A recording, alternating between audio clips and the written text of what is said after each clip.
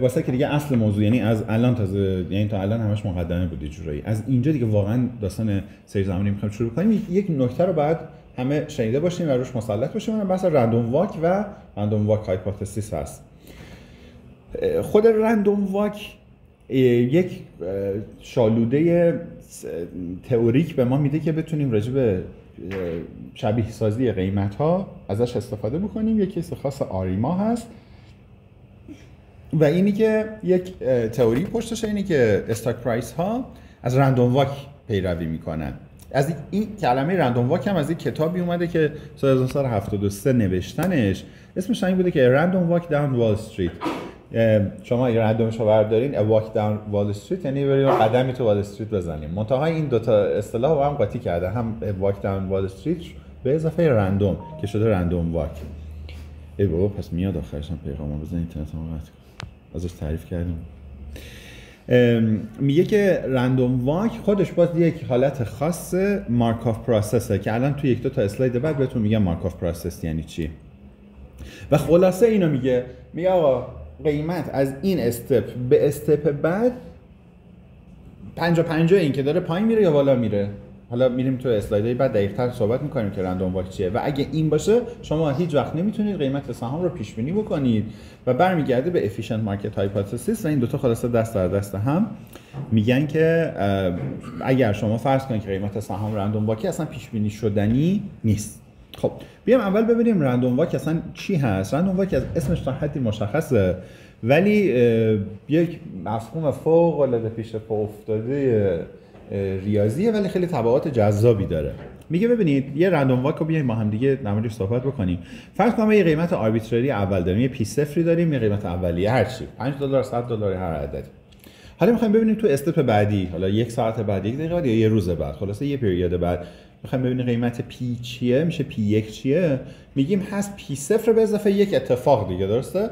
قیمت قبلا بوده مثلا 50، حالا هست 50 به اضافه 3 سنت منهای $10، درسته؟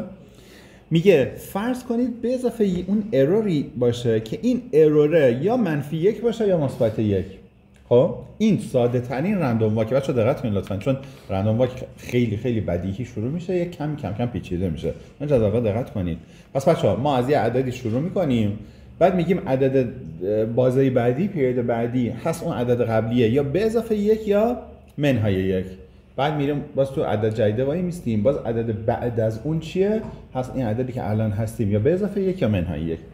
و یک نمودار رندوم طور اینطوری رو به ما میده. در هر پریود بعدی پرایسمون هست پرایس پریود قبلی به اضافه یه ای. حالا این ای -1 و 1 میتونه باشه. این ساده ترین رندوم واکیه که ما میتونیم در موردش صحبت کنیم. یک جور دیگه هم اگه بخوایم بهش فکر کنید که معمولا اینجوری بهش فکر کردن خیلی کمک میکنه و جذابش میکنه، میگه فرض کنید شما تو خیابون دارین راه میرین، با خودتون اینجوری تصمیم میگیرین، میگین من اینجا که هستم میخوام مستقیم برم. خب منتها هر قدمو میتونم به راست بردارم، میتونم به چپ بردارم. یعنی وقتی مثلا یه قدم میرم جلو، یه قدم راست، و میگه الان واسطین هر جایی که هستین یه سکه بندازین.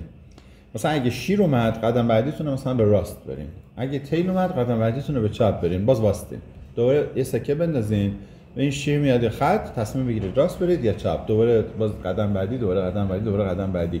اگه کسی اون مسیری که دارید میرین رو بکشه، یه مسیر چی هست؟ رندوم واک. اصلا کلمه اصطلاح رندوم واک از اینجا اومده. تا اینجا پس حرف خیلی عجیبی نزدیم دیگه، بدیهی بود. گفتیم هر استپی هست از جای قبلی، حالا 50% به چپ میرین استپ بعدی رو، 50% به راست. کاملا همین عددا رندومه. هیچ از قبل. خب حالا اگه کسی از شما بپرسه من 20 تا قدم بعد کجام، چجوری میتونیم بگیم؟ یعنی هر جایی، یعنی من نمیدونم به چپ رفته به راست رفته، 3 تا به راست رفته، 3 تا به چپ، دور برگشته، سر جاش نمیدونیم. پس یکی از بزرگترین ویژگی هاش اینه که قابل پیش بینی نیست. یعنی مثلا این میمونه کسی بگه من میخوام یه سکه بندازم، پیش بینی کن که تیل میاد یا هد میاد. شما میگه 50-50 است، من نمیدونم. خب یک بعد مثلا نمیشه مثلا 2. حالا همین این گفتیم ساده ترین رندوم واک معمولا اینه که یک. حالا تو این اسلاید دقیقاً همین حرفه. حالا ما یک درجه بیایم پیچیده ترش کنیم. اون سیمپل رندوم واک که یک به قدم به چپ، یک قدم به راست رو بگیم نه، باز اسمش رو میذاریم گاوسیان رندوم واک. باز هم بچه‌ها دقت کنید، مثل اون عدد قبلی ما از عدد اولیه اینیشال ولیو شروع میکنیم. باز هم میگیم ولیو بعدی هست همین قبلیه به اضافه E1. منتها توی اون یکی میگفتیم این E1 یا -1 یا مثبت 1 و تمام، هیچ حالت دیگه ای نداره. اما اینجا میگیم این E1 EI1 که حالا اینجا E1 از یک توزیع نرمال پیروی میکنه با میانگین 0 و یه استاندارد دیوییشن سیگما. اوکی شد؟ پس فرقش با اون استپ قبلی این بود. استپ قبلی ما تو رندوم واک میگفتیم که سیمپل دیگه ساده ترین رندوم واک میگفتیم یک قدم به چپ یا به راست. اما اینجا میگیم سایز قدم به چپ به راستمون از یک توزیع نرمال داره میاد. توزیع نرمال با میانگین 0 و انحراف معیار سیگما. دوباره تو استپ بعدی میگیم همون جایی که بودیم باز یه E2 بهش اضافه میکنیم و خلاص این E2 هم دوباره یک توزیع نرمال داره با میانگین 0 و یه انحراف معیار سیگما. تا اینجا اوکیه. و جالبش اینه که وقتی که اینو سیمولیت میکنیم خیلی بیشتر شبیه میشه به اون چیزی که ما از یک استاک پرایس میدونیم و ما اصلا استاک پرایس سیمولیشن معمولا با رندوم واک انجام میدیم. حالا میریم جلوتر بهتون میگم رندوم واک با دریفته. دریفت یه ویژگی متفاوتی هم به اون میده. جان اینا نمیشه با انگار شبیه سازی مونته کارلو. اصلا مونته کارلو از همین استفاده میکنه دیگه. اصلا شما تو فرمول مونته کارلو برید ببینید چه جوری داره این کارو میکنه. میگه من فرض رندوم واک ویت گاوسین چیز با یه دریفتیه. اصلا همینه دقیقاً. خب بچه‌ها یک نکته فقط داریم. در واقع ما اینجا دقت کنین این نکته خیلی مهمیه. ممکن حالا شما به اندازه من باش کیف بکنم، ممکن اونقدر کیف نکنین، ولی حالا نگاه کنید این چیزی که ما اینجا نوشتیم یکی از تبعاتش چیه بچه‌ها؟ دقت کنین. P1 هست P0 به اضافه E1. در جا P1 منهای P0 چی میمونه فقط ازش؟ یه E1 میمونه دیگه، درسته؟ P1 منهای P0 E1. E1 هم که ما گفتیم توزیع چی داره؟ نرمال داره دیگه، درسته؟ خب از اون طرف دیگه ما توی اسلاید آخرین اسلاید قبل بریک ما گفتیم که اگه این پرایس ها رو ما لاگ پرایس در نظر بگیریم، این P1 منهای P0 یادتونه چی بود؟ ریترن بود دیگه، لاگ ریترن بود دیگه. اگر اون رو در نظر بگیریم یعنی لاگ ریترن از جنس چیه؟ چه توزیعی داره؟ توزیع نرمال داره. پس ریترن توزیع چی داره؟ لاگ نرمال داره. یعنی همه اون حرفایی که میگم این یک پازل خیلی بزرگه، تیکه تیکه داریم ما هم دیگه ربطش میدیم. ما اونجا گفتیم که اگر فرض رندوم واک بکنیم مثلا این داستان اتفاق میفته. دوستمون دارن میگن تو مونته کارلو هم همینه. چند تا اسلاید قبل گفتیم مثلا ما بیایم اول لاگش رو بگیریم. من قبلا به شما گفته بودم که قیمت ها توزیع نرمال ندارن، لاگ نرمال دارن. الان دیگه امیدوارم همینا با هم دیگه برای شما جا افتاده باشه که ما وقتی فرض گاوسین رندوم واک میکنیم هر استپی نسبت به استپ قبل ما اگه بخوایم قیمت امروز رو داریم بگیم قیمت فردا چیه، میگم ما که نمیدونیم چیه، ولی ما میگیم هست قیمت امروز به اضافه یک ای. این ایه چیه؟ نمیدونیم. از یک توزیع نرمالی میاد با میانگین. حالا الان تو این اسلاید فعلا ما گفتیم 0. چند تا اسلاید بعد میبینیم نه میانگینش هم لزومی نداره 0 در نظر بگیریم فعلا. با میانگین 0 و یک استاندارد دیوییشن. خیلی حرف عجیبی هم نزدیم دیگه. و خوبیش اینه که تو سیمولیشن تو مونته کارلو همین کارو میکنیم. ولی آخرش چی میشه که ما این فرضی که یا این نتیجه گیری که ریترن ها توزیع لاگ نرمال دارن تو فایننس خیلی بنیادینه. پس اگر جایی به شما گفتن آقا توزیع رو ما داریم توزیع قیمتی رو با نرمال میریم، میگم نه داداش در واقع لاگ نرماله. شما با لاگ ریترن کار کنید نرمال باشه. در واقع خود ریترن لاگ نرمال. تو اینترنت بزنید ببینید نرمال یکم چیز داره دیگه، تیل داره دیگه. لگاریتمش نرمال میشه. یعنی انگار شما اول یک توزیع نرمال رو ای به توان توزیع نرمال بذارید. متوجه یه تیل بلند سمت راست میدم. تو اینترنت بزنید. میخوام من اینجا بزنم ولی خب اینترنت هم تازه قطع کردم آخه. هی وصلش میکنم مسیج میاد قطع میکنم. بزنید ببینید توزیع لاگ نرمال چه شکلیه. خب حالا پس اینجا صحبت کردم همین حرفی که اون وقتی زدم رو اینجا داره میگه کانسیدر رندوم واک ویت دریفت. حالا بیایم ببینیم دریفت این وسط بچه‌ها چه اتفاقی میفته. خود کلمه دریفت غیر از اون دریفت که تو ماشین و اینا رو زمین چیز میگن یه معنی باد میده دیگه، درسته؟ وقتی میگن یه دریفتی داره از یک طرفی میاد یه بادی داره میاد. حالا برگردیم به اون مثال رندوم واکی که طرف داره تو خیابون راه میره مثلا تلاتلو میخوره 50% قدم بعدیش یکم انحراف راست داره 50% قدم بعدیش یکم انحراف چپ داره. خب این یه جوری تعریف رندوم واک بود دیگه. خب اما حالا فرض کن یه بادم داره میاد، یه بادم از سمت راست داره میاد. این تعبیرش چی میشه؟ میگه آقا من قبلا گفتم 50% احتمال داره تلو تلو بخورم به سمت راست تو قدم بعدی، 50% احتمال داره برم به سمت چپ. متأ چون یه بادی داره از سمت راست میاد، منو تو هر قدم احتمال چپ رفتنم یکم از احتمال راست رفتنم بیشتر میشه، چون داره بالاخره منو بازم ممکنه من تلو تلو بخورم به راست، ولی این مزبن یک کمی باز هول میده به سمت چپ. درسته؟ حالا چه اتفاقی میفته از نظر ریاضی؟ میگه ما قبلا میگفتیم پی تی هست پی تی منهای یک به اضافه ای تمام، و ای چه توضیحی داره؟ توضیح نرمال صفر و سیگما اسکوئر داره. اما اینجا ما یه میو، یه دریفتی هم به قضیه اضافه میکنیم. حالا این میو چیه؟ میو هست میانگین ریترن ها رو شما مثلا در طول یک بازه طولانی مدت بگیرید.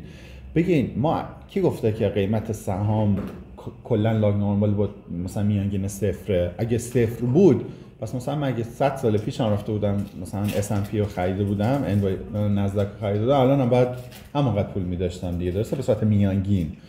اما این داره دائما بالا، درسته یک بالا پایینی داره، اما ترندش همیشه رو به بالا بوده این مدت. چون میگه خیلی خب برو میانگین ریترن های روزانه شو از مثلا 100 سال پیش تا الان بگیر، مثلا میگه میانگین روزی 1000 سود میکردی، اون 1000 میشه چی؟ دریفت، یه میشه میو. پس اوکی شد بچه‌ها؟ هم این که چه تبعاتی داره، هم که از کجا میاد رو همه متوجه شدیم. خب حالا ما جالبیش اینه که میتونیم یکم کار رو ساده تر کنیم. ببینید ما اومدیم گفتیم که این فرمول دریفت رو اومدیم صحبت کردیم به شرطی که این پی ها چی باشن؟ لاگ پی باشن. جانم این میوی که الان گفتین انگار عوض میشه در طول زمان؟ نه اصلا میو اگه عوض بشه باید حتما سابسکریپت تی داشته باشه، درسته؟ مثل پی مثل ای، درسته؟ اما میو سابسکریپت نداره، اون پایینش اندیس نداره که مثلا میو تی.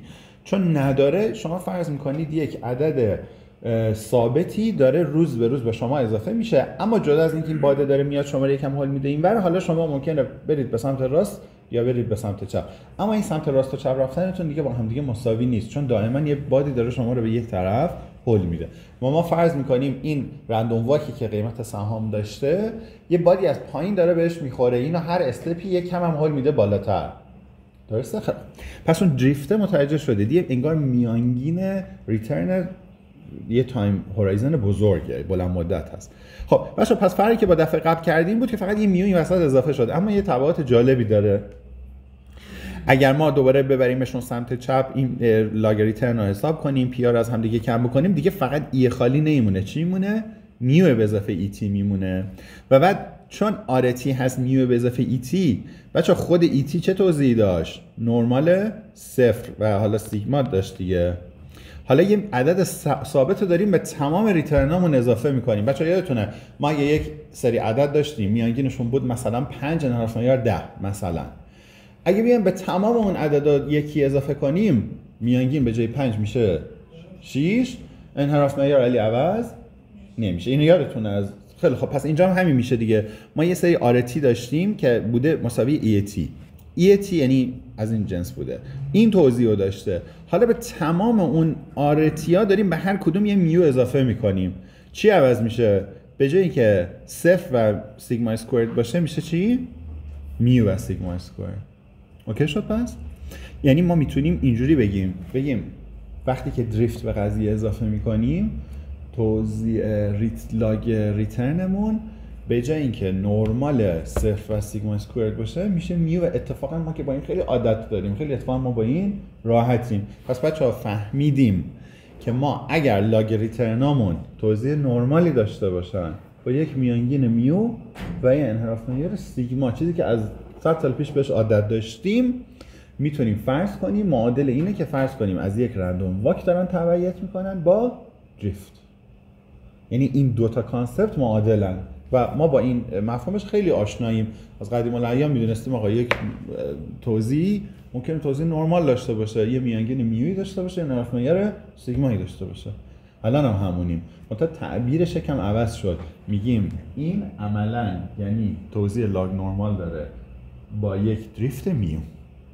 متوجه پس داستان شدین، ریاضیش هیچ فرقی نداره. خیلی هم خوشحال شدیم که برگشت به چیزی که روش مسلطیم. ولی پس اگه دوباره خواستیم به این موضوع فکر بکنیم، اینجوری فکر کنین ما قیمت سهام وقتی میگیم لاگ نورمال هست با یک میویی و یک سیگمایی، شما میتونید بگین معادل اینه که من فکر کنم قیمت امروز رو دارم، قیمت فردا یه دریفت میو داره، بعد از یک توزیع نرمال نگاه میکنیم با یک احتمالی میگیم حالا 2 دهم پایین‌تر، 3 دهم بالاتر، 1 صدم پایین‌تر، 2 صدم بالاتر، یه میو داریم و یک سیگما. اوکی شد پس؟ اینجوری اون شبیه سازی مونکارلوش هم بیشتر منطقی میشه، چون شما اگه برین فرموله حالا تو پایتون تو هر جایی بریم ببینیم با مونکارلو چجوری داره قیمت سهام سیمولیت میکنه توی مثلا 100 تا چیز، بعد میبینید هست ای به توان یه چیزی که توش میو سیگما داره. ای به توانه به خاطر چیه؟ به خاطر لاگ نورمال بودنشه، میو دریفتشه، سیگما هم که والتیلیتیشه. به خاطر اینه که اونجوری میشه سیمولیت کرد قیمت اصلا پیش بینی نه سیمولیت میشه کرد. خب بچه‌ها حالا یه نکته تو پرانتز داشته باشیم، اینم حالا شاید به درد کلاس الانمون لزوما نخوره، ولی خب اگه کلاس فایننس داشتیم باید بیشتر روش تاکید می‌کردیم که اصلا درسته که ما همچین فرضایی داریم انجام میدیم. میگه آقا ما وقتی که میگیم این قیمت سهام لاگ نورماله، داریم با خودمون فرض میکنیم که لاگ ریترن ها آی آی دی ان. آی آی دی یادتون از درسای آمار احتمالتون آی اولش ایندیپندنت، آی دیش هست آیدنتیکلی دیستریبیوتد، یعنی که باید دونه دونه این استپا عین هم باشه از نظر توزیع، یعنی سیگما همه عین هم باشه و این یکی به بعدی ربطی نداشته باشه. یعنی چی؟ یعنی اگه قیمت فردا زیاد شد نگیم پس قیمت پس فردا احتمال زیاد شدنش رفت بالا یا رفت پایین. اینی که فردا زیاد شد روی زیاد و کم شدن پس فردا هیچ تأثیری نداشته باشه، پس فردا رو 3 روز بعد هیچ تأثیری نداشته باشه، 3 روز بعد رو 4 روز بعد. یعنی هر روزی رو ما اصلا میگیم آقا ما نه اتفاقات دیروز کار داریم نه اتفاقات پریروز. امروز نسبت به دیروز یک توزیع ایندیپندنت نورمال مثلا فلان داره. خب ولی داستان چیه؟ میگه در واقعیت وقتی ما میریم نگاه میکنیم والتیلیتی کلاسترینگ میبینیم. یعنی مثلا فرض میکنیم یه خبر جنگ میاد، والتیلیتی توی مثلا تو این بالا پایین، احتمال بالا پایین رفتن تو امروز با فردا با بعد تو این هفته همش بالاست. والتیلیتی کلاسترینگ داریم. متوجه این تو یک بازه خاص میبینیم نه سیگمای تو این روزا ثابت نبوده، سیگمای تو این روزا فرق کرده. یا مثلا همین داستانی که one moment is related to nearby volatility، میگه که اینها رو ما میبینیم که این مشکلات رو داره، اما با وجود این که اون اسامپشن هایی که لازمه برای IID بودن رو نداره، خیلی به درد بخوره. It is a convenient مدل، خیلی مدل به درد بخوری، مخصوصا هم توی بلک شوز و مونکارلو سیمولیشن خیلی به درد میخوره. و یکی دیگه هم که تو آریما مدل‌ها که ما جلسه بعد در موردش صحبت خواهیم کرد، همیشه فرض میریم جلو کلی مدل خفن میسازیم، آخرش میبینیم رندوم واک اصلا بهتر جواب میده.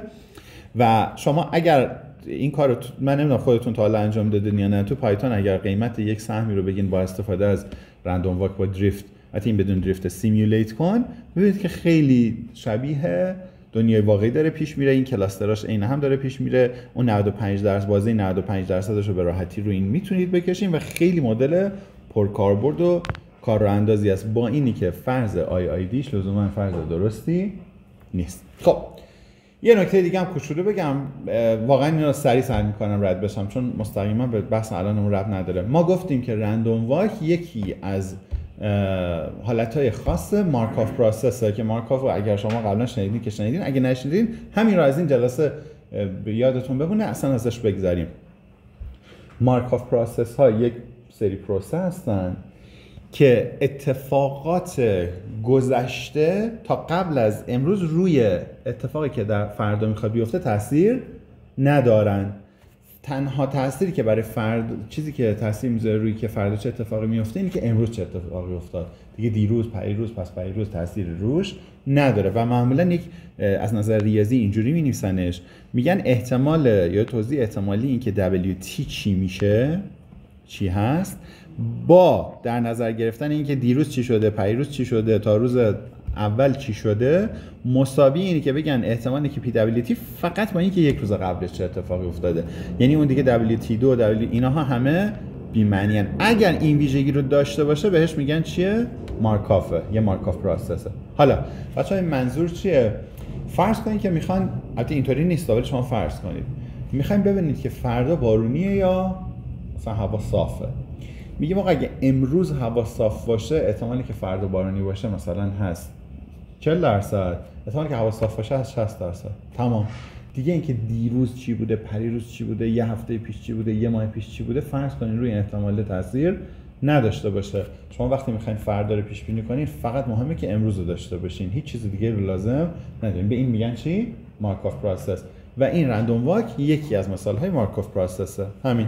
شما این رو در مورد اینکه چرا ما گفتیم که، یعنی چرا که نه، وقتی گفتیم که رندوم واک یکی از حالتهای مارکوف پروسس یعنی چی، گفتم اینجا بدونید. پس مارکوف پروسس تعریف کلیش چیه؟ برای پیدا کردن توزیع احتمالی یک متغیری در زمان t شما فقط کافیه توزیعش رو در t-1 بدونید. t-2 t-3 و t-4 تاثیر روش نداشته باشن، به این میگن مارکوف. و یکی از مثالاش هم همین رندوم واکیه که ما با هم صحبت کردیم. خب اینجا هم همین حرف آخرم رو نشون میده. میگه ببینید ما وقتی که x t رو میخوایم میگیم x t-1 به اضافه et دیگه، درسته؟ و خود et یک توزیع نرمالی داره.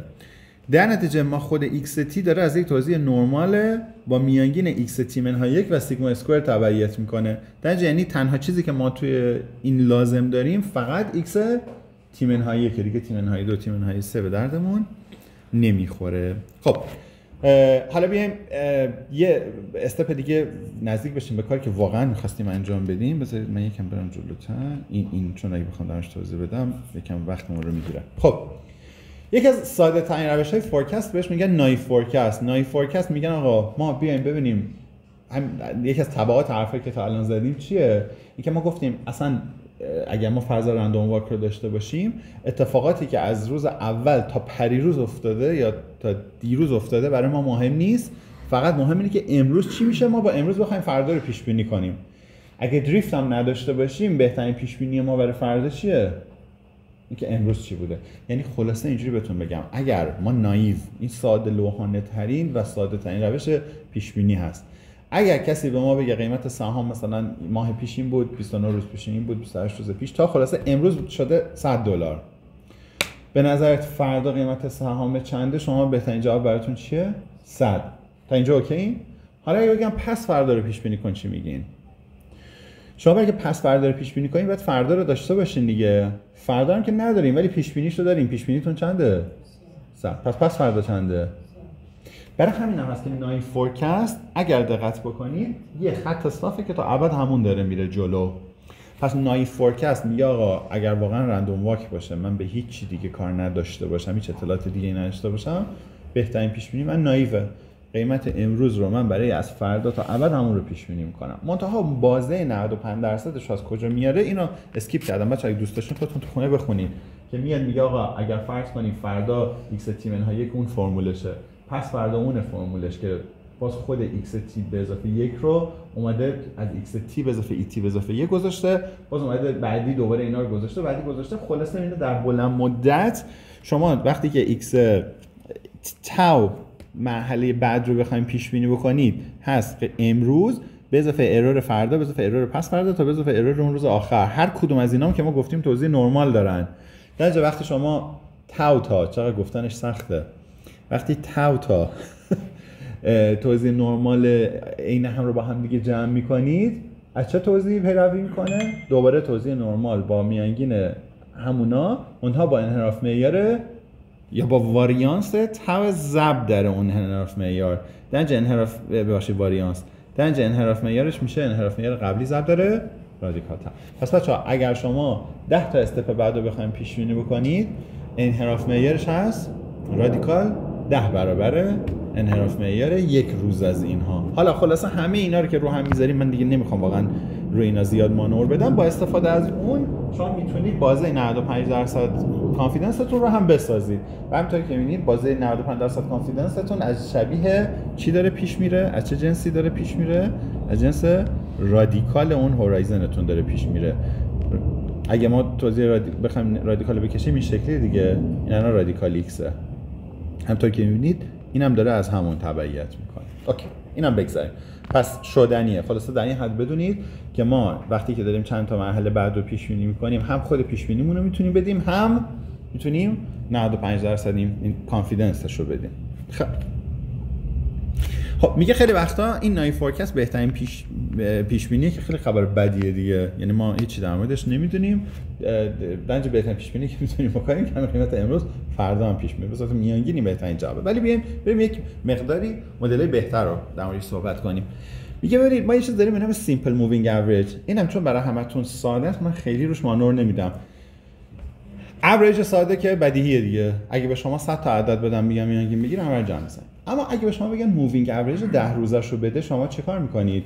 میان قیمتی که آخرین قیمت که دارید، قیمت روز قبل تا 10 تا رو بسات تو یک پنجره میگیرید، میانگین اون پنجره‌تون رو میگیرید میکشین. بعد وقتی که میرین روز 11 این پنجره با خودتون میارین جلو، همینطوری هی میرین جلو، میانگین اون پنجره‌تون رو میگیرید و میکشید و میرین جلو. میگن مووینگ اوریج، سیمپل مووینگ اوریج. یه چیز دیگه داریم به نام اکسپوننشال ویتد مووینگ اوریج. من اینا رو فعلا فقط معرفی میکنم، بعد راجع به هر کدومش یک رو ما باید صحبت بکنیم. ما الان نترسین که دارم سریع میگم، فقط میخوام بگم تا آخر کلاس امروزمون این یک ساعت آیندهمون راجع به چیا داریم صحبت میکنیم. راجع به سیمپل مووینگ اوریج صحبت میکنیم، راجع به اکسپوننشال ویتد مووینگ اوریج قراره صحبت بکنیم. چه فرقی داره با سیمپل مووینگ اوریج؟ سیمپل مووینگ اوریج تو اون بازه، تو اون پنجره وزن یکسانی به همه روزا میده. اما شما در دنیای واقعی میگه آقا چرا وزن یکسان به همه دادی؟ قیمت امروز ارزشش با قیمت دیروز با قیمت یک ماه پیش اینا که یکسان نیست.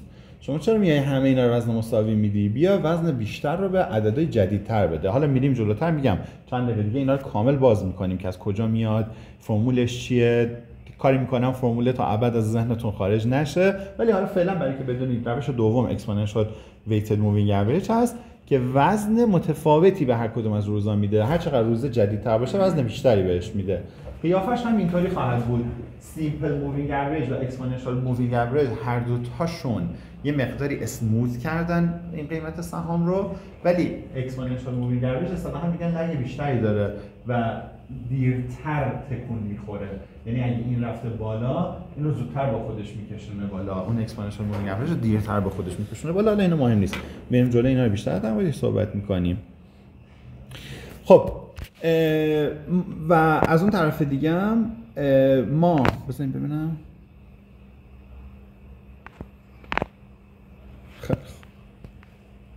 بذارین من اینا رو اگه بخوام، چون الان بعدش اینا رو خیلی بیشتر توضیح دادم، ترجیح میدم همونجایی که بیشتر توضیح دادم، چون من نمیتونم کم حرف بزنم. تو قسمت خلاصه انقدر میگم که بعد که به اصل داستان میرسیم میگیم اینا که قبلا گفته بودی چرا دوباره گفتی. بریم اصل داستان رو بگیم. خب بچه‌ها، پس ما وقتی سیمپل مووینگ اوریج رو می‌خوایم بگیریم چیکار می‌کنیم؟ میایم یک ویندو میکشیم، این ویندو رو با خودمون میبریم جلو، میانگین میگیریم. یک دونه خیلی خیلی خیلی ساده رو بچه‌ها با هم نگاه کنیم. اگر اوریجینال دیت تایم سریز ما این باشه 2 0 8 3 و الی آخر، و شما بخواید سیمپل مووینگ اوریج با ستایی رو ویندو سایز 3 رو بخواید حساب بکنید، چیکار میکنید؟ میگیم ببین شما مووینگ اوریج اینو من میتونم ستاییشو بگیرم یا نه؟ 2 رو میتونم بگیرم؟ نه دیگه، اصلا برای همین نه یعنی نمیشه. 2 و 0 هم که هنوز کافی نیست، ما 3 تا عدد لازم داریم. در نتیجه اولین سیمپل مووینگ اوریج بازه ستایی که بتونیم بگیریم از کجا شروع میشه؟ از روز سوم. خب روز سوم چجوری حساب میکنیم؟ 8 به اضافه 0 به اضافه 2 تقسیم بر 3 که میشه چند؟ 3 و 3 دهم. تمام. بعدی رو که وقتی میخوایم حساب بکنیم باید چیا رو با هم دیگه جمع کنیم میانگین بگیریم؟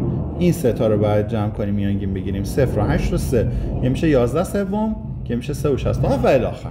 این بدیهی بود دیگه، احتیاج توضیح بیشتر از این نداره. پس ما وقتی سیمپل مووینگ اوریج میگیریم، اگر بازمون مثلا 3 تایی باشه، ما تازه از سومی میتونیم شروع کنیم به جواب دادن. اون قبلیاش جوابی براش نداریم و نحوه استفادهش هم که براتون بدیهیه. خب خود این سیمپل مووینگ اوریج میگه چه ویژگی هایی داره؟ میگه که ساده است و معمولا ریسنت اوریج بیشتر بار معنایی داره تا اوریج کلی.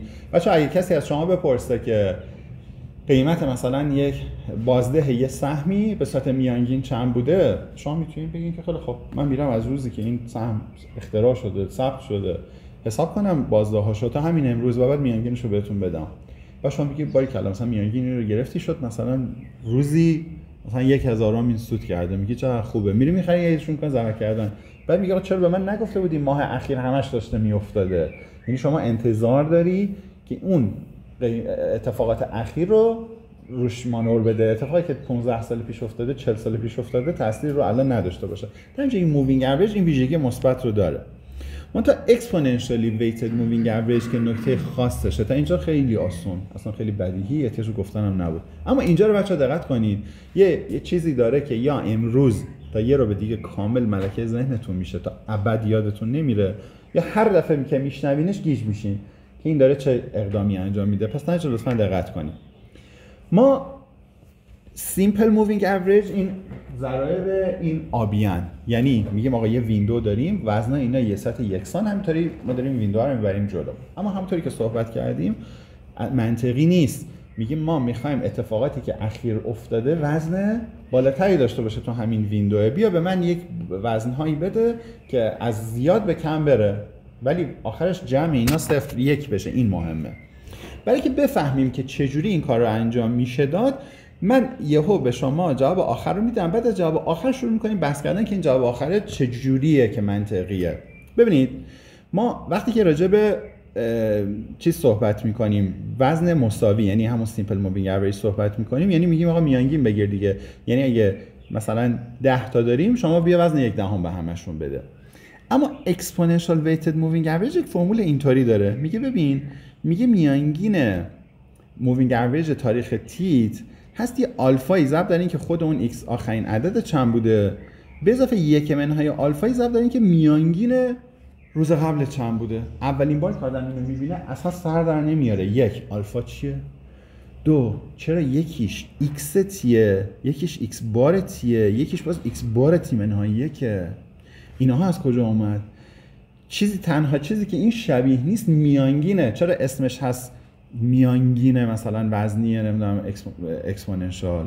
و بعدم که اصلا اکسپوننشالش کو؟ اصلا توی فرم شما چیزی اکسپوننت مگه میبینید؟ چیزی به توان چیزی نرسیده، درسته؟ درجه وقتی اولین بار کسی این فرمول رو ببینه چندین تا داستان براش پیش میاد. من میخوام این موضوع رو الان تا چند دقیقه دیگه براتون حل بکنم که دیگه تا ابد هر وقت فرمول اکسپوننشال کسی ازتون پرسید یا نشون داد یا فلان داد، اصلا بدون هیچ کوچکترین مشکلی بتونید بگین اینم دلیلش، اینم توجیهش. اوکی؟ پس بچه‌ها اکسپوننشال ویتد مووینگ اوریج این فرمول رو داره. میگه آقا شما اگه میخواید میانگین اکسپوننشال x رو در تاریخ تی بدونی، بیا این کارو بکن. برو ببین واقعا x در تاریخ تی چند بوده. برو ببین میانگین همین اکسپوننشال ویتد مووینگ اوریج تاریخ قبلی چند بوده. بعد بیا اون ضرب در آلفا کن، این ضرب در آلفا کن، با هم جمع کن. اوکی، میگی باشه من این کاری که بگیم میکنم. آلفا هم در ضمن باید بین 0 و 1 باشه. ولی اصلا نمیفهمم اولا این آنلاین بودن یعنی چی. میگم مثلا دو اینی که این کجا شبیه اوریجه، سوم این که کجاش اکسپوننشاله، مثلا از کجا اینا رو آوردی و چرا این اسما رو روش گذاشتی. بزنین چوزینگ آلفا هم بعد یه بار دیگه دوباره توضیح داده. بیایم از اینجا شروع بکنیم. بگیم بچه‌ها ببینید ما اگه به روش غیر اکسپوننشال، به روش سیمپل مووینگ اوریج بخوایم یه کاری انجام بدیم، میگم چیکار میکنیم؟ میگم آقا میانگین 1 تا 100 یک مثلا روز 1 تا 100 یک سهمی هست چی؟ تمام قیمت‌های سهم رو با هم جمع کن، تقسیم بر چند کن؟ 100. حالا اگه بگم آقا روز 101 به وجود اومد، شما میخوای میانگین رو بگیری، بعد چیکار کنی؟ باز 1 تا 101 رو با هم جمع کنی، تقسیم بر 101. اگه بگن آقا مثلا روز 1 میلیون پیش اومد، شما باز باید از 1 تا 1 میلیون رو با هم جمع کنید، تقسیم بر 1 میلیون کنید دیگه، درسته؟ یعنی هر دفعه شما باید این کار رو انجام بدی. اصطلاحاً بهش میگن این کلکیولیشن پیچیدگیش او تیه. یعنی او یه اصطلاح کامپیوتر ساینسی است، یعنی کامپلیکیتد بودن محاسباتش از جنس تیه. یعنی به صورت خطی شما وقتی که تعداد تیت میره بالاتر، کامپیوتیشنت هم همونقدر میره سخت‌تر میشه. اگه بازت روی 100 تاست و از 100 تا سخته، اگه 110 تا بهش داده بدی بگی میانگین بگیر، از 110 تا سخت میشه. ولی میگه یه روش خیلی پیش پا افتاده هست که پیچیدگیش از جنس او 1 میکنه، یعنی کامپلکسیتیشو در هر لحظه شما وقتی میگی این میانگین رو بگیر، کامپلکسیتیش از جنس 1. حالا بهتون میگم اینا یعنی چی. ببینید بیایم اینا یه جور دیگه بنویسیم. بچه‌ها دقت کنید، این تیکش احتمالاً برای همتون بدیهیه. من اگه بگم آقا میانگین از 1 تا تی رو برای من حساب کن، همونطوری که صحبت کردیم میگیم آقا عمل جمع کن، تقسیم بر تی کن. بگم باش میانگین تا تی منهای 1 رو من حساب کن. میگه کاری نداره، دوباره از 1 تا تی منهای 1 رو با هم جمع میکنم، تقسیم بر تی منهای 1 میکنم. میگه اگه این کارو میکنی بیا پس اینو به من بگو، مگه x تی منهای x بار تی منهای 1 نیست این میانگینی که اینجا داریم؟ پس سیگما تی، من میتونم اینو طرفین وسطین کنم دیگه، اینو بیارم اینجا. پس سیگما x تی از 1 تا تی منهای 1 هست، تی منهای 1 ضرب در x بار تی منهای 1. میگه چرا اینا بدیهی بود دیگه، طرفین وسطین اینو ساده بود. میگه پس بذار برم به جای اینکه توی این x بار تی اینجا این سیگما رو بذارم، بیام به جاش اینو بذارم، به جای اون سیگما رو بذارم به جاش این تیکه رو بذارم. میگه خب بذار، به چه دردت میخوره؟ میگه بذار چند تا کار جبری انجام بدم، این تی ها رو میبرم اون ور، اینو میبرم بیرون، فاکتور میگیرم و میرسم به این فرمول این پایین که هست x بار تی. ببینید x بار تی هست 1 منهای 1 تی هم ضرب در x بار تی منهای 1 به اضافه 1 تی هم ضرب در x تی. خیلی کار عجیبی نکردی بچه‌ها، این به صورت جبری بود، ولی به صورت شهودی ما چیکار کردیم؟ اگه من یه سوالی از شما بپرسم، بگم آقا من میانگین از 100 تا عددم بوده 100، یه عدد 101 200، حالا میانگین کلم چند بوده؟ شما براتون مهمه که اون 100 تا عدد هر کدوم چند بودن؟ چیکار میکنین؟ چجوری جواب منو میدین؟ میگین آقا مگه تو نمیگی میانگین 100 تای اولت بوده 100، پس مجموع 100 تا اولت بوده 100 ضرب در 100 که بوده 10000، یه عدد جدید اضافه شده به عنوان 200 میشه 10200. میانگین همه اینا میشه 10200 تقسیم بر 101. قبوله؟ این کارو قبول داریم؟ همین سادگی ما الان میتونیم با هم دیگه انجام بدیم. من اگه به شما 3 تا عدد بگم آقا عدد A B C و 5، خب من به شما بگم این 3 تا میانگینش x بارش بوده 10، حالا من بگین که میانگین تمام اینها چنده؟ x بار مثلا به اضافه 1ش چنده؟ شما میگه کاری نداره، اینها میانگینش 5 بوده 10 بوده، پس 10 تا مجموعشون بوده 30، با این میشه 35 تقسیم بر 4 میشه میانگین کل. قبول دارین؟ اینم دقیقاً داره عملیات جبری که انجام میده همینه. خب میگه حالا که شما این رو دیدی چه اتفاق خوبی برات میفته؟ اگر شما میانگین 1 تا 10 رو داری، 1 تا تی رو داری، وقتی که من بهت میگم حالا برو میانگین 1 تا تی به اضافه 1 رو برای من پیدا کن، نمیخواد دوباره از اول همه رو با هم جمع کنی تقسیم کنی، همین کاری که ما الان گفتیم رو انجام میدی. میگه این میانگین قبلیه رو ضرب در 1 منهای 1 تیوم میکنی به اضافه عدد جدیده ضرب در 1 تیوم میکنی. دقیقاً همین کاری بود که ما الان تو اسلاید قبل با هم انجام دادیم. باز هم میشه میانگین از 1 تا تی. تا اینجا قبول داریم بچه‌ها؟ کلی لقمه رو درست سرمون خودمون چرخوندیم ولی چیز خیلی بدیهی رو گفتیم. اگه میانگین 1 تا تی منهای 1 رو داشته باشی بعد یه تی اضافه بشه بگم میانگین کل رو بده، نمیخواد همه رو بری از اول حساب کنی. این میانگین قبلیه رو ضرب در 1 منهای 1 تیوم میکنی، این عدد جدید رو ضرب در 1 تیوم میکنی، این دو تا رو با هم جمع میکنی. قبوله تا اینجا؟ بچه‌ها همه قبول دارین تا اینجا رو؟ خیلی. حالا این چه ویژگی داره بچه‌ها؟ بیایم بذاریمش در کنار این فرمولی که الان من راجع به اکسپوننشیال مووینگ اوریج بهتون دادم از اون دو تا اسلاید قبل. تو دو تا اسلاید قبل گفتم فرمول اکسپوننشیال مووینگ اوریج هستی که منهای آلفا ضرب x بار تی منهای 1 به اضافه آلفا ضرب در x تی. توی یک اسلاید قبل رسیدیم به اینی که میانگین سنتی رو هم از اون شکل سنتی میتونیم شکل مدرن بهش بدیم. بگیم x بار تی هست 1 منهای 1 تیوم ضرب در x بار تی به اضافه 1 تیوم ضرب در x تی. اولا فهمیدین چقدر معادل هم شدن قیافه‌ای؟ در نتیجه اینی که چرا این از جنس میانگین این پایینیه الان براتون موجهه، چون بالایی ثابت کردیم از میانگین. میگیم آقا ما اگه میانگین تا تی رو میخواستیم کافیه میانگین تا تی منهای 1 رو داشته باشیم و عدد آخر x تی رو داشته باشیم. با استفاده از این دوتا با حالا یک وزن‌ها اینا رو با هم ترکیب بکنیم چی به ما میده؟ میانگین کل. تا اینجا قبول دارین؟ این پایینی هم تفلک همین داره میگه. یا درسته که قیافش اول اینو نشون نمیداد اما به خاطر این زحمتی که ما تو دو تا اسلاید قبل کشیدیم حالا میبینیم اینم چیز عجیبی نمیگه. میگه تو اگه میانگینه حالا اکسپوننشیال ریتد حالا اون از کجا میاد با هم خواهیم رسید. اگه اون رو داشته باشی و بعد بدونی که این آخرین بازه چه اتفاقی افتاد، اگه بخوای میانگینتو بروز کنی کافیه یک میانگین وزنی از میانگین قبلیت و آخرین ابزرویشن رو داشته باشی. دقیقاً شبیه این بالایی. منتها حالا یک فرقی داره. فرقش چیه؟ این بالایی همه این تیا برای تمام عددا مساویه دیگه، درسته؟ یعنی ما اگر یه بازه 30 روزه رو هی بخوایم بریم جلو وزن هر کدوم از این سیروسمون چنده؟ 1/30. یک در اینجا ما خیلی دوست نداریم. گفتیم دوست نداریم چرا؟ چون ارزش عدد دیروز با پریروز با 30 روز پیش با 20 روز پیش نباید نظر ما یکی باشه. این میگه آقا اولا من قبول دارم میانگینم، میگه بله میانگینی. دو میگه دیگه من این آلفا از جنس تی نمیذارم، یه عدد دیگه میذارم، یه عدد بین 0 و 1 میذارم و به شما این قابلیت رو میدم که اگر مثلا این آلفا تو بزرگ بذاری یا پایین بذاری وزن بیشتر بیفته روی آخرین ابزرویشن ها یا بیفته روی ابزرویشن های قدیمی تر. هر چقدر این آلفا مثلا میگم بچه اگه آلفا 1 ماه در نظر بگیریم چه اتفاقی میفته؟ این 0 میشه، این 1 میشه. این در واقع میگیم آقا هر وقت من بخوام میانگین بگیرم فقط آخرین عددمو نگاه کنم، اصلا از آخرین عدد به قبل برای من اهمیتی نداره. برعکس اگه من یه عدد خیلی کوچیک نزدیک 0 بذارم چی میشه؟ این تیکه 0 میشه، این تیکه 1 میشه.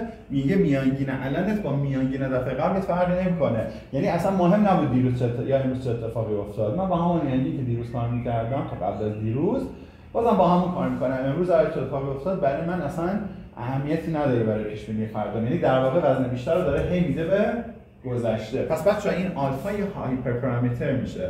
یعنی شما این آلفا رو با بالا پایین کردن آلفا میتونید بگین بیشتر اهمیت رو بده به آخرین ابزرویشن ها، میتونید بگین بیشتر اهمیت رو بده به ابزرویشن های قبل‌تر، اهمیت این جدیدا رو کمتر کنید. تا اینجا بچه‌ها اوکی شد. پس دو تا امیدوارم چیز رو تا اینجا از این فهمیده باشین. فرمولش رو اولین بار که می‌بینید گیج کننده است. از چرا جنس میانگینه؟ شما الان دیگه ارتباط برقرار می‌کنید. چون حتی این میانگین ساده رو هم شما میتونید جوری بنویسین که دقیقاً شبیه این بشه. پس اینی که این میانگینه خیلی چیز عجیبی نیست. همونطور که اونجا میانگین جدید هست، یک میانگین وزنی، میانگین قبلی و آخرین ابزرویشن، این هم دقیقاً داره میگه آقا میانگین جدید هست یک میانگین وزنی از میانگین دیروز و اتفاقی که امروز افتاد. این یک. دو، اینجا تی نتیجهش اینه که همه با هم وزن یکسان دارن، اما اینجا شما با عوض کردن آلفا میتونید وزن‌ها رو با هم دیگه عوض کنید. اما هنوز جواب سومین سوالمون رو نگرفتیم. سومین سوال این بود که این اکسپوننشیالش از کجا اومد؟ درسته؟ چرا اصلا به میگن اکسپوننشیال؟ این که من طبعا ندیدم اینجا. خب ولی که این رو ببینید یک مثال خیلی خوب، یعنی روش خیلی خوب اسلایدو گفته ایستم. اگه وقت کنم خودم بهتون میگم، ولی فکر می‌کنم من دیگه نرسم بگم چون هنوز اصل داستان مونده. میگه ببینید بچه‌ها فکر دقت کنید لطفاً. میگه ما الان همین فرمول یه بار دیگه می‌نویسیم که x بار t هست که منهای آلفا زائد x بار t منهای 1 به اضافه آلفا زائد x. این از اسلاید قبل آوردم. و شما میگی خیلی خوب، ولی حالا برو اینو با میانگین دیروز نوشتی، برو با میانگین پریروز بنویس. میگه چه اشکالی داره؟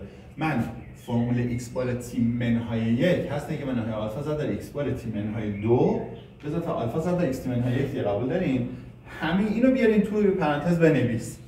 میشه 1 منهای آلفا به جای که x بار t منهای 1 رو بنویسیم، باز از این فرمول استفاده میکنیم، میگیم هست 1 منهای آلفا اضافه x بار t منهای 2 به اضافه آلفا زائد x t منهای 1 به اضافه آلفا 1. اینجا اوکی شد؟ یعنی عملاً ما از این فرمول این بالا استفاده کردیم که چی رو به دست بیاریم؟ x بار t منهای 1 رو به دست بیاریم. بعد که فرمولش رو پیدا کردیم بیاریمش این تو بذاریمش. این آلفایی که میگید از همون برآورد فاصله نمیاد که مثلا میگه مثلا انگار با مثلا 95% باشه و اینا مثلا آلفاش میشه 500. نه پی ولیو نه اتفاقی آلفا نه. فقط چون تفلک آلفا اولین حرف آلفابت لاتینو چه یونانیه چیز شده، وگرنه نه اصلا ربطی به اون داستانه. نه.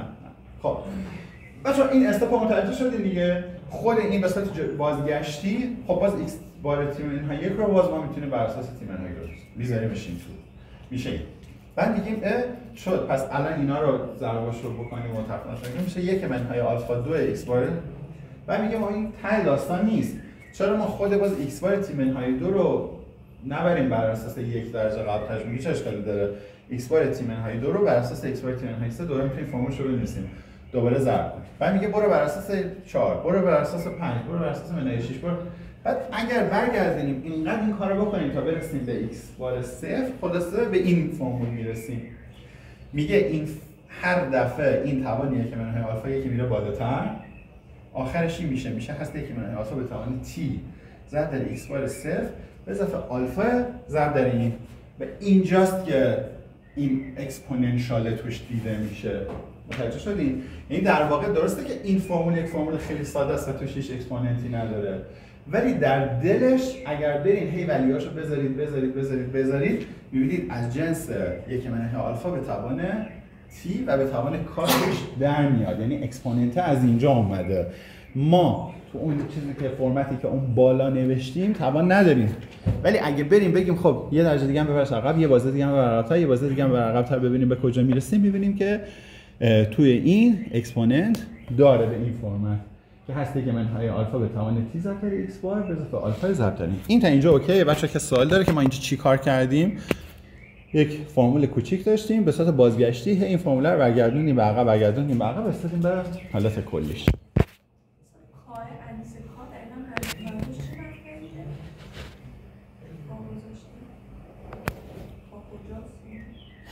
که صفر تا اون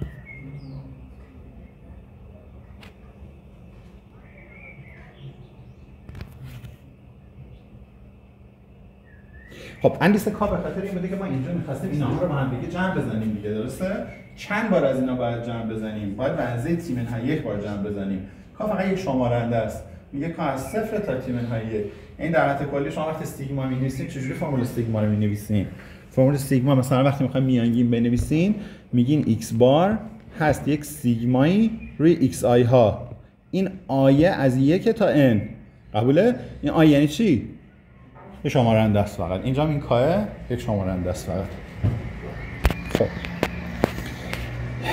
حالا میگه که این منطقیه. حالا من بچه‌ها یک نکته است فکر می‌کنم خودم اینو بهتون بگم ضرر نداره. لطفاً بچه‌ها این تیکر هم گوش کنید. امیدوارم اگه اینو گوش کنید تمام این چیزایی که باز تا الان داشتیم میگفتیم بیشتر براتون جا بیفته. یه چیزی از دبیرستان من یادآوریتون کنم، فکر کنم دبیرستان بود دیگه. بچه‌ها این جمعش چی میشه؟ 1/2 به اضافه 1/4 به اضافه 1/8 همینطوری به اضافه 1/16 بره تا بی‌نهایت. کسی بگه این به چه عددی میرسه؟ خب الان فکر کنم همتون یادتونه که این به 1 میل میکنه. خب ولی چجوری این کارو میکردیم؟ میگفتیم آقا اگه یک سری داشته باشیم اینطوری با هم جمع بشه، از چه جنسی؟ از جنس این که مثلا 1 روی مثلا اصلا اینجوری بتونه جانا سری هندسی. آفرین، این حتما یادتونه. اگه یه A به اضافه A2 به اضافه A3 اگه یادتون باشه اینطوری میرفتیم تا بی نهایت. اگه میگفتن این به چی میل میکنه؟ میگفتیم اگر A کوچکتر از 1 باشه به چی میل میکنه؟ آره A روی 1/A میل میکنه، همچین چیزی دیگه، درسته؟ اینجا ما میگفتیم چی؟ میگفتیم اینجا مثلا هست 1/2 تقسیم بر 1/1/2 و این به این میل میکنه که این مثلا فرض کنیم میشه یک سری هندسی ساده. حالا داستان چیه؟ دقت کنین چقدر قضیه قشنگ شد. ما میخوایم یک سری وزن بدیم، 10 تا عدد داریم. خب میخوایم به این 10 تا عدد یک سری وزن بدیم و اینا رو با هم یه میانگین وزنی بگیریم. خب یه کاری که همه وزنا رو چند بدیم که مساوی بشه 1/10 میدیم. اگه همه رو 1/10 بدیم مجموع وزنامون چند میشه؟ 1 میشه دیگه. حالا یه که شما میگه نه آقا من نمیخوام عددام هم با هم مساوی باشه، بیا یک سری عدد میان بگو من به صورت وزن به اینها بدم و این وزنها اولا از زیاد به کم به زیاد مهم نیست، خلاصه یعنی تغییر بکنه که باز هم مجموع وزنام با هم چند باشه؟ 1 باشه. بعد شما یاد این داستان میفته میگه من همین چیزی یادمه 1/2 به اضافه 4 به اضافه 1/8 به اضافه فلان این میل میکنه به سمت 1. بعد میگه خب بیا این وزن من میدم، قبول دارین؟ اگه من به شما بگم آقا بیا 1/2 به آخرین پریودت وزن بده، 1/4 رو به پریود قبلی وزن بده، 1/8 به قبلی، 1/16 به قبلی، قبول دارید که اولا وزنتون داره هی هر چقدر قدیم‌تر میره کم میشه؟ تا اینجا قبول دارید دیگه. 1/4 از 1/2 میشه که تو که قبول دارید مجموع تمام اینها میشه 1. تا اینجا اوکیه به عنوان وزن؟ همه بچه‌ها قبول دارید؟ اوکی تا اینجا خوبه؟ حالا شما میخواین دستاتون یکم بازتر باشه، دقیقاً 1/2 1/4 نمیخواین بگیم. میخواین یه جوری باشه که شما در حالت کلی هم این وزنها به مرور هی کم بشه و باز هم مجموعش 1 بشه.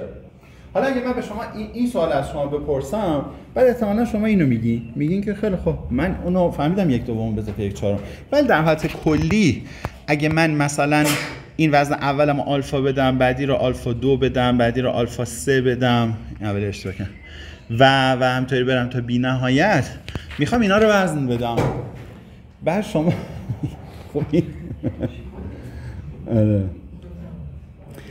اگه بگین من از این جنس میخوام بدم، قشنگی داستان بچه‌ها چیه؟ قشنگی داستان اینه که اگر شما این کارو نکنید، یعنی بگین آقا وزن اولی هست آلفا، بعدی هست آلفا ضرب در 1 منهای آلفا، بعدی هست آلفا ضرب در 1 منهای آلفا به توان 2، بعدی هست آلفا ضرب در 1 منهای آلفا به توان 3.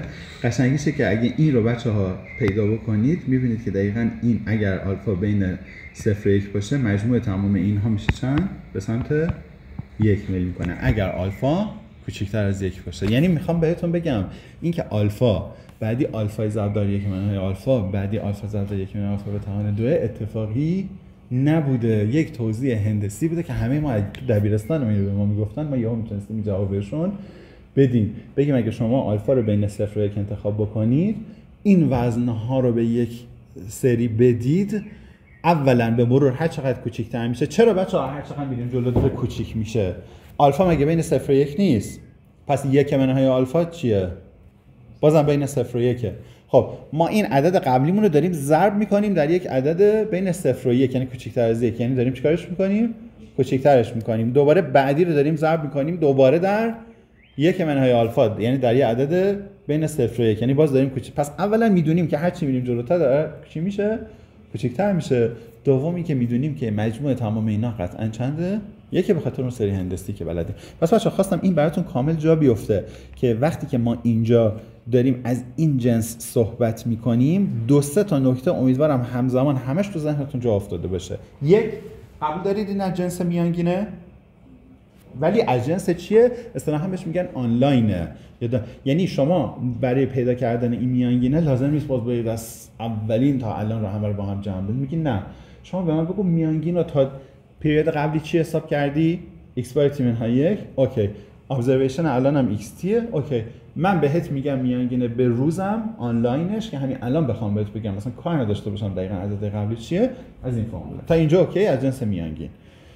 دویی که چرا اکسپوننشیاله؟ چون شما دارید وزن آلفا ضرب در 1 منهای آلفا هی به این میدین، هی دارین دوباره بعدی رو ضرب در 1 منهای آلفا 2 میکنین، بعدی رو ضرب در 1 منهای آلفا 3 میکنین، یعنی دارید هی توان این داستان رو میبرین بالا و اکسپوننشیال میشه. بعد اگه نمودارش رو نگاه بکنید میبینید با تغییر دادن آلفا وزنها خیلی دست شماست. یعنی اگر آلفا رو کم زیاد بکنید میبینید که این وزنها هی داره به این سمت این میانگین طبیعی نزدیکتر میشه، میانگین ساده نزدیکتر میشه. هی میتونید کاری بکنید که وزنها اینطوری بشه، یعنی بیشترین وزن میفته رو آخرین ابزرویشن و کمترین وزنها بیفته رو قبل. میتونید با کم کردن آلفا کاری کنید که نه این اکسپوننشیال برگرده به یه حالتی برسه که همه ابزرویشن ها با هم وزن مساوی دارن. خیلی قشنگه. یعنی اکسپوننشیال مووینگ اوریج همین داستان سری هندسی رو اگه یادتون بیاد که 1/2 1/4 1/8 تا آخر مجموعش میشه 1 و هر چقدر میریم جلوتر کوچیک میشه، تمام این داستان براتون جا میفته. و حالا جالبش اینه که همون کیس 1/2 1/4 یک کیس خاص همین آلفاست. خب آلفا 1/2 بشه آبی میشه درسته؟ نه، اگر 1/2 باشه میشه اتفاقا اون 1/2 1/4 1/8. آلفا فکر کنم باید 0 باشه تا بشه این، یا بشه 1. یکی از این دو تاست. یکی از اکستریمای 0 و 1شه که بگه آقا دقیقاً این ابزرویشن الان با قبلی هیچ کدوم برای من فرق نداره، همشون هم ارزش هستن. خب اینجا خب بچه‌ها بیاین یه نفر کجا رفت؟ این فورکاستینگ ما کلاسمون ساعت چند باید تموم بشه؟ 12:15. 12:30. خب پس هنوز نیم ساعت وقت داریم چون من از خیلی از حرفام مونده. بیشتر از اون چیزی که فکر می‌کردم راجع به مقدماتش حرف زدیم. چی شده؟ خب مگه چی بوده؟ نه خب یه رو ما واسهش استراحت داشتیم دیگه. نه زودتر از 12:30 که قطعا تموم نمیشه. خب من ناراحتم که یک نفر رفت الان باز میاد این تیکه برای شیطانی گیج کننده است. خب برگردیم به ادبیات فورکاستینگ. تا اینجا هر چی گفتیم مقدمه گفتیم، اما از این لحظه است که ما با ادبیات فورکاستینگ اکسپوننشیال اسموثینگ و خلاصه این داستانا میتونیم یک مقداری آشنا بشیم. اولین بار هم که من مدل ساده‌اش که اینجاست رو براتون میگم، ممکنه با خودتون بگین چرا دوباره کاری داره میشه، چرا اومده دو بخشش کرده پیش بینیش رو، ولی وقتی که ذره پیچیده‌تر بکنید میبینید که خوب شد این کار کرد، اگه نه قابل فهم نبود.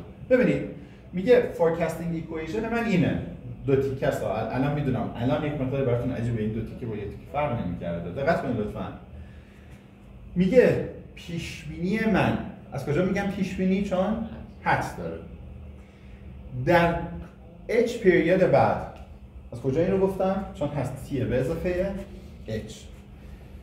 given t یعنی الان که تا t اطلاعات رو دارم، یعنی خلاصه کیم امروز واسطادم روز t، یعنی تا روز t همه قیمت ها رو دارم، اما میخوام کی رو پیش بینی بکنم؟ h روز دیگر رو پیش بینی بکنم. پس متوجه این تیکه این ور شدیم؟ هست LT level T. بعد میگه خب دستت هر کار level T چیه؟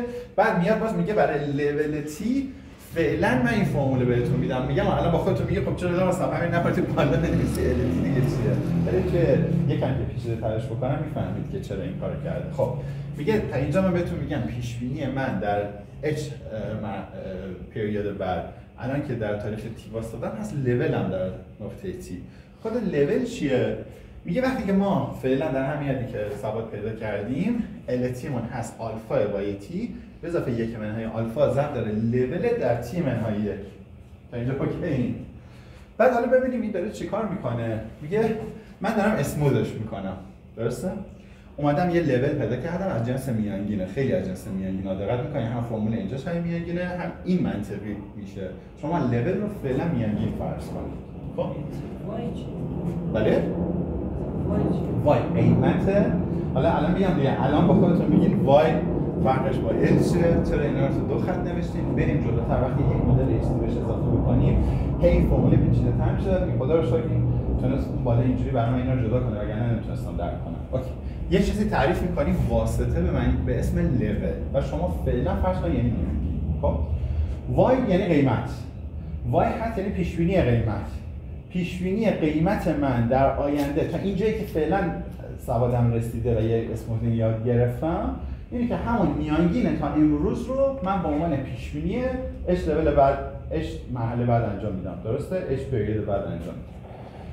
خب میگیم حالا میانگین چیه؟ میگیم میانگین هم فرمولش اینه، هست میانگین دفعه قبل ضرب در یک منهای آلفا به اضافه اینکه الان قیمت چند بود امروز؟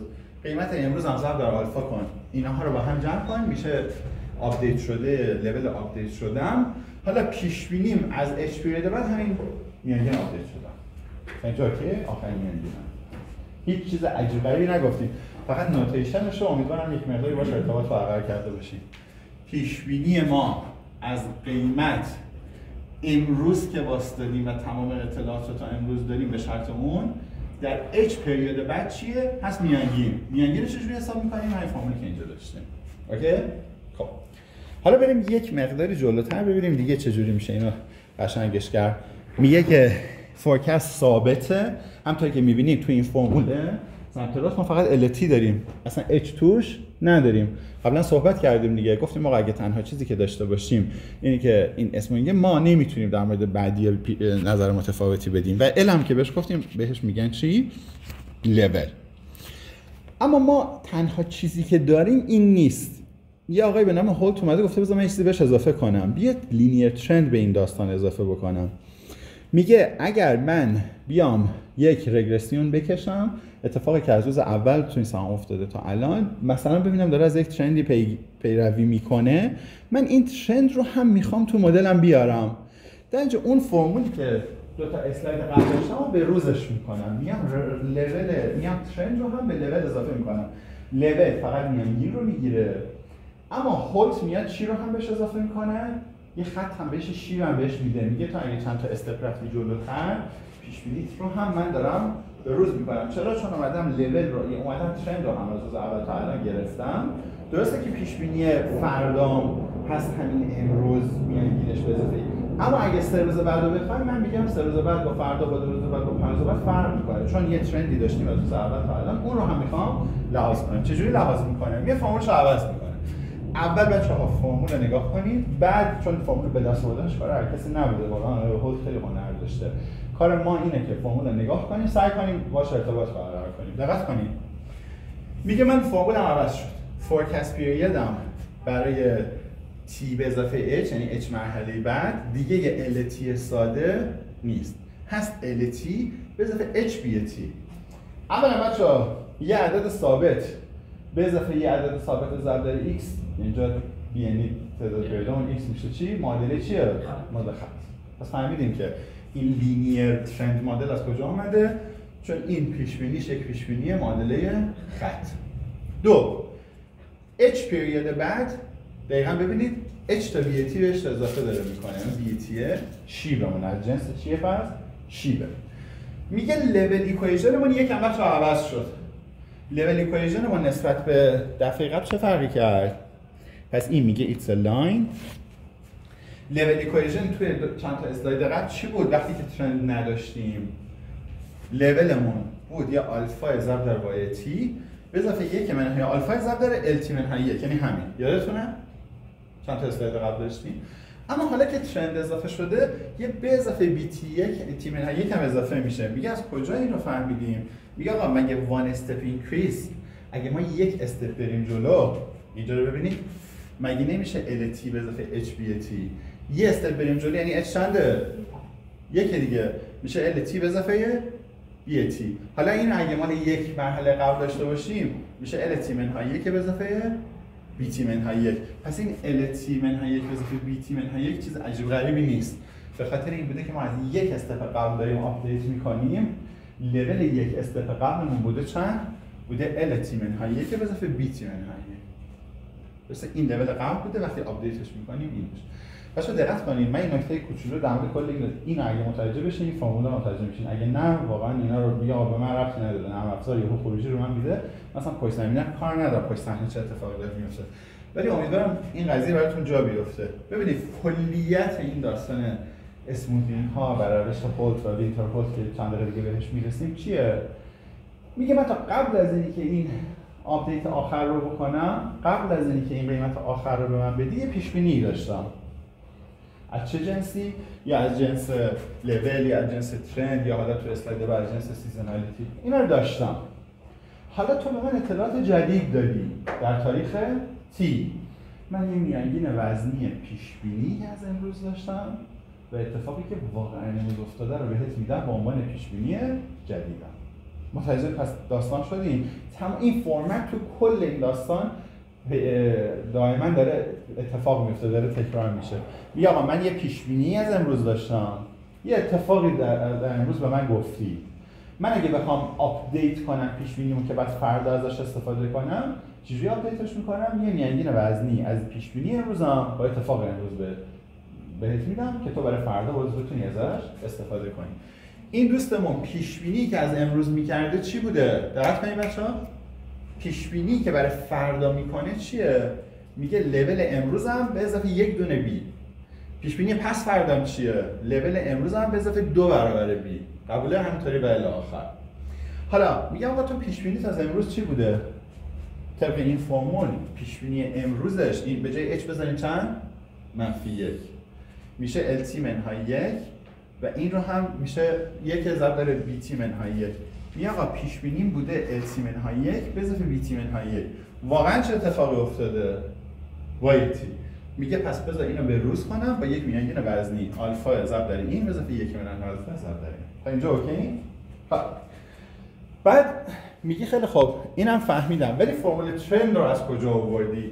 فرمول ترند هم باز دوباره همین داستانو داره. میگه نگاه کن، شما فرض کن من برای B یک پیش بینی داشتم، یک واقعیت پیش اومده. یک پیش بینی داشتم که ترند داره چجوری میره بالا، چجوری از اول تا حالا اومده بالا. حالا با اتفاقی که از دیروز تا امروز افتاده میخوام این پیش بینیمو از ترند به روز کنم، آپدیت کنم. میگه یک میانگین وزنی، این دفعه دیگه اسمش آلفا نمیذاره، بتا میذاره که گیج نشین. میگه یک میانگین وزنی میذارم از اتفاقی که امروز افتاده راجع به شیب و یک منهای اون وزن ضرب داره پیش بینی که تا دیروز داشتم از شیب. حالا داستانی که خب امروز شیب چه اتفاقی افتاده؟ شیب امروز تا دیروز چی بوده؟ امروز منهای دیروز تقسیم بر 1. امروز منهای دیروز تقسیم بر 1. خب این تقسیم بر 1 رو برمی‌داریم میشه دیروز منهای امروز. پس اصلا فرمولش چیز عجیبی نیست. میگه ببین من پیش بینیم یا آخرین تخمینم راجع به شیب هست پیش بینی که دیروز از شیب میکردم، اتفاقی که از دیروز تا امروز افتاده راجع به شیب. یه وزنی میدم میگم آقا من این پیش بینی که از دیروز میکردم من امروز میخوام چیکار کنم؟ آپدیت کنم. یه میانگین وزنی هست از پیش بینی تا دیروز هم و از اتفاقی که از دیروز تا امروز افتاده. اینم براتون جا افتاد. میگم ببینید این که این فرمول رو آدم نابغه چجوری به ذهنش رسیده یه داستانه. میگه این فرمول رو نوشته ما تیکش رو خودمون رو توجیه کنیم یه داستان دیگه میشه. ما الان وظیفمون دومی است. ما فقط میام فرمول نوشته ما بفهمیم از کجا اومده. الان قبول دارید که تمام این فرمت تو اینها داره تکرار میشه؟ یک چیزی رو داره میسازه امروز. این هست یک میانگین وزنی که پیش بینی که از این داشته تا دیروز با آپدیت امروز. پیش بینی که داشته از دیروز آپدیت امروز میانگین وزنی. تا اینجا اوکی؟ خب و برای که گیج نشین اون رو گذاشته آلفا، اینو گذاشته بتا. یه هایپر پارامتر اینطوری داره.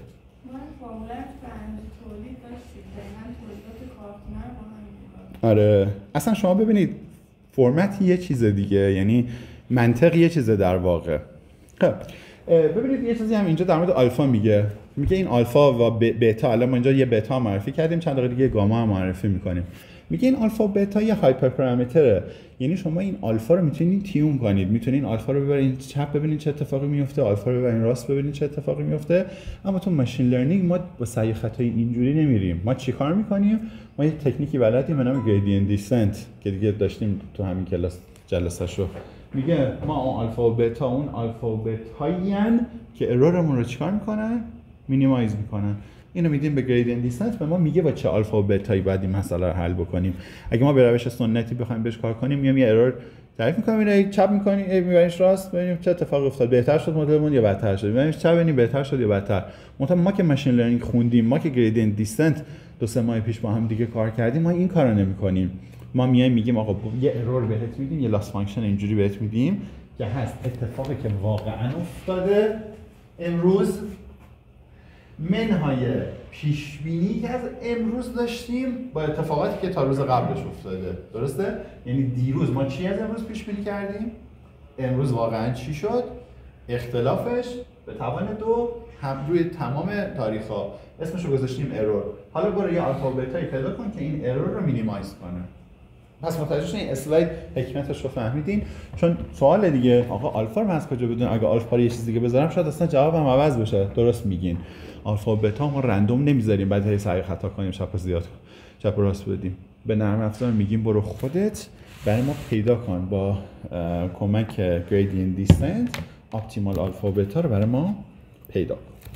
تا اینجا بچه‌ها راجع به چیزام سوالی ندارین؟ خودت هم سوالی ندارین؟ پس وقتی که ما ترند رو اضافه میکنیم خیلی پیچیده نمیشه. تعریف ما از پیش بینی یک کوچولو فرق میکنه، یک ترند چیزام به داستان اضافه میشه، متغیر ترند. حالا اینجا بچه‌ها یکم سخت‌تر میشه، باید دقت کنید. یعنی اگه تا اینجا یکم دارین خسته میشین این تیکش باید خیلی بیشتر باز فسفر بسازین. نه میگه ما تا اینجا چیکار کردیم؟ یه سیمپل مووینگ اوریج معرفی کردیم، یه اکسپوننشیالی ویتد مووینگ اوریج پیدا کردیم، گفتیم از این اکسپوننشیال مووینگ اوریج استفاده کنیم برای پیش بینی و بعد اومدیم لینیر آقای هولت رو هم بهش اضافه کردیم ببینیم چی میشه. اما یک مدل کامل‌تر داریم بهش میگن هولت وینتر متد. حالا وینتر هم یادتون باشه، وینتر چون اسم فصله میشه زمستون، دقیقاً اون مدلیه که فصلی هم وارد میشه، یعنی سیزونالیتی هم وارد میشه. من اینجوری یادم میمونه. اگر بچه‌ها ما توی سری زمانیمون جدا از اینی که خب یک سری رندومنس داریم، یک رندوم واک داریم، چی داریم، اگر ترند هم داشته باشیم بلدیم چجوری بیاریمش تو پیش بینیمون. اما اگه سیزونالیتی داشته باشیم، مثلا فرض کنید هر سال توی مثلا فرض می‌کنیم، حالا فارسی اگه بخوام بگم، مثلا تو فروردین طرف فروشش میره بالا چون عید همه پول دستشون اومده ایدی گرفتن فلان، بعد مثلا یک بار دیگه مثلا فرض کنید توی شهریور میره یا اول مهر میره بالا چون میخوام بچه‌ها برن مدرسه، بعد باز فروشش میاد پایین مثلا. یعنی این اتفاقات هر سال مثلا فروشش فروردین و مثلا شهریورش بالاتر از اون 10 ماه دیگه است. این اتفاقی داره هر سال تکرار میشه، میگیم ما یه سیزونالیتی 12 ماهه تو این دیتامون داریم. بعد اگه اینو نگیم به مدلمون تو پیش بینیش ممکنه ترند رو ببینه، ممکنه بتونه 95% اینتروالش رو بگیره، اما نمیتونه این پیش بینی این ترند بالا پایین رفتن، این سیزونالیتی بالا پایین رفتن ماهای خاص رو هم تو پیش بینیش بیاره. حالا ما میخوایم مجبورش کنیم بیاره. قبل از اینکه مجبورش کنیم بیاره یه نکته خیلی کوچولو رو اینجا بچه‌ها دقت کنید. این ما دو جور میتونیم این سیزونالیتی یا اصلا کلا این کامپوننت های مختلف تایم سریز رو با هم به هم اضافه کنیم. یکیش ادیتیو، یعنی بگیم آقا هر ماه، هر روز، هر ساعت، هر چیزی که حالا پیریدمون هست یک بخش لول داره، یه بخش ترند داره، یه بخش سیزونال داره که اینا رو ما باید با هم جمع کنیم. مال وقتاییه که مثل این سمت چپیه ببینید روی خط دارن میرن بالا، هم ترند داره هم سیزونالیتیه. ببینید امپلیتیودش مثلا همه این مثلا بالا پایینش، اما بعضی وقتا هست اینا ببینید چطوری پیش میره. اینها وقتی که اولش این امپلیتیود کم داره، بعد مثلا دوره سال بعد که اتفاق میفته این شدت بیشتر میشه، سال بعد بیشتر میشه، سال بعد بیشتر، سال بعد بیشتر. این یکی بعد ما از روش مالتیپلیکاتیو یا حاصل ضربی استفاده بکنیم. اینا حتما جای دیگه دیدین دیگه. بسته به اینکه دیتامون چه شکلیه ما میتونیم یا از روش‌های ادیتیو استفاده بکنیم یا مالتیپلیکاتیو. حتی جالبیش اینه که مالتیپلیکاتیو هم باز خودش چند جوره.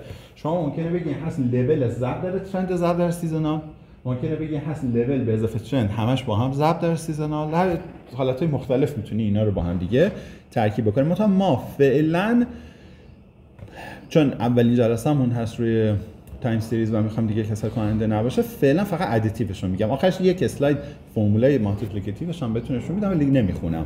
ولی پس بچه‌ها متوجه شدین ما وقتی که دو تا کامپوننت اول داشتیم میخوایم کامپوننت سوم رو هم تو مدلمون بیاریم، میتونیم با ضرب بیاریم، میتونیم با جمع بیاریم، ولی ما فعلا فرمول جمعش رو با هم دیگه میریم. خب حالا آیزاری نگاه اون اولش که گفتیم چیه، یادتونه تو اون حالت خیلی ساده که نه ترند داشتیم نه سیزونالیتی داشتیم خیلی عجیب بود برامون. میگفتیم آقا واحد تی هست ال هست این، اون چه کاری دیگه همین رو ببر بالا ال اصلا باش داری تعریف می‌کنی. اما الان میفهمیم حکمتش چی بوده، چون در حد کلی تنها کامپوننت واحدمون ال نیست، ال یکی از کامپوننتاشه. اینجا میگیم ال فرمولش اینه، B فرمولش این یکیه، S فرمولش این یکیه. سه تا رو با هم جمع کنیم میشه پیش بینیمون. خیلی منطقی و اصولی و رو چارچوب داره پیش میره. الان به نظر الان که اینجا هستیم قدر این روش فکر کردن و این روش نوتیشن رو میدونیم. غیر از این بود واقعا دیگه گیج میشدیم که اینا داره چه اتفاقی میفته. دوباره دقت کنید.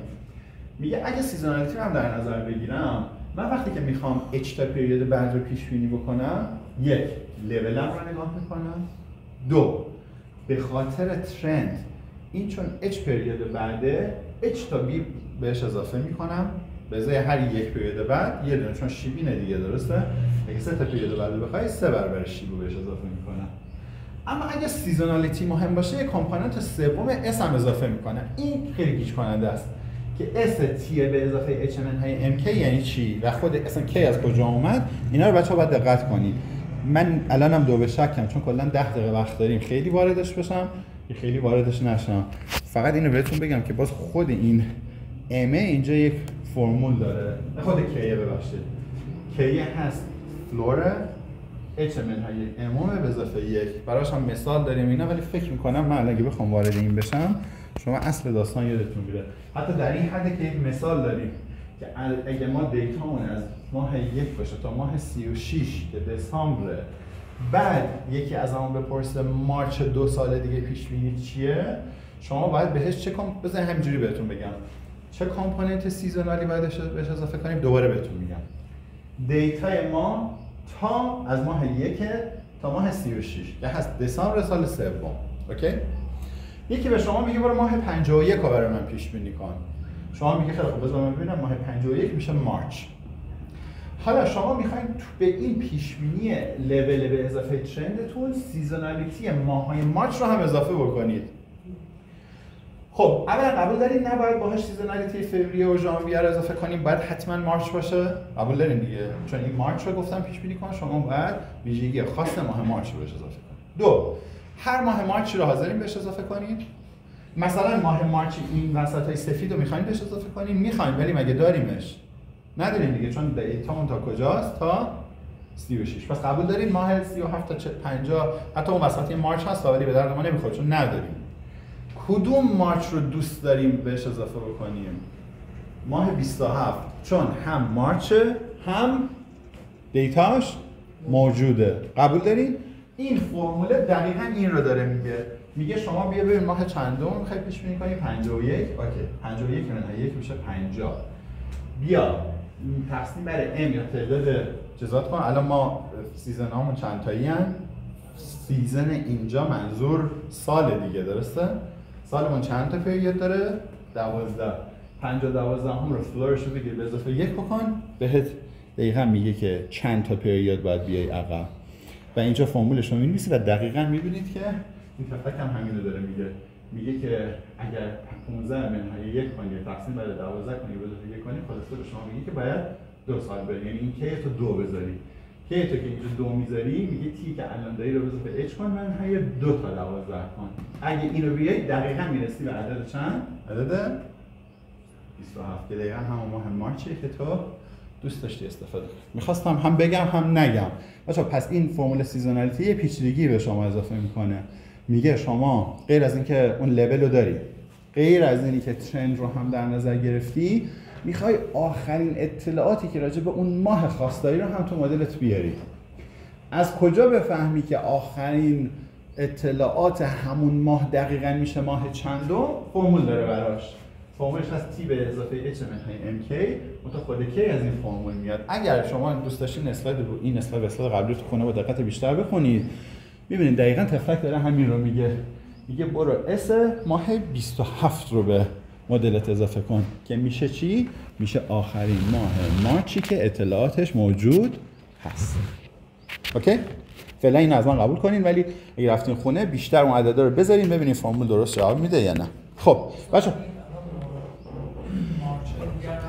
ببینید ماهای مارچای قدیم خودش توی این اس هستن. چرا؟ چون توی این فرمول اس الان میبینید یه 3-4 دقیقه دیگه. حرف شما درسته. بچه‌ها سوال خیلی خوبی پرسیدن. من شاید بد گفتم. منظورم این نیست که برو فروش ماه مارچ رو اضافه کن. آخرین اطلاعاتی که راجع به سیزونالیتی ماه‌های مارچ داری رو بهش اضافه کن. آخرین اطلاعات سیزونالیتی ماه‌های مارچ مال چه تاریخیه؟ مال تاریخ ماه 27مه. من منظورم تا اینجا این بود. نه که برو فروش ماه مارچ رو بذاری اینجا. میگه آخرین اطلاعاتی که راجع به سیزونالیتی داری تا کی؟ تا ماه 27. حالا خود سیزونالیتی ماه مارچ 27 فرمولش چیه؟ هنوز بهش نرسیدیم.